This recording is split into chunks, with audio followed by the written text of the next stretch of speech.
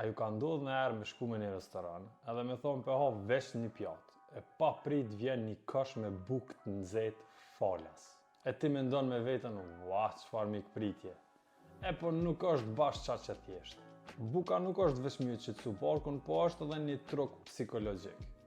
E quajnë fill up effect. Ta jep ndjeshmërinë që je të marr diçka ekstra edhe ndihesh i vlerësuar. Po në fakt sa më gjatë që rre, aq më shumë porosit.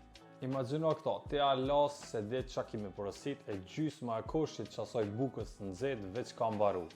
Vjen salata, hajt edhe një gotë verë, vjen pjata kryesore e thu vetë me veti pse jam kaq plot. Se barku ju të po feston e kuleta jote është e qetë në heshtje. Ky është marketing i heshtur, nuk të bon me ble me za, po të mbon ma shumë në tavolinë. Të qetëson e te e kthen menyn prapë dhe thu, hajt edhe një ëmbëlsirë.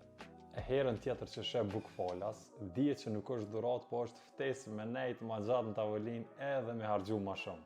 Bo një atak dikujt që han bukë falas se tani s'ka vend bark për pjatën kryesore.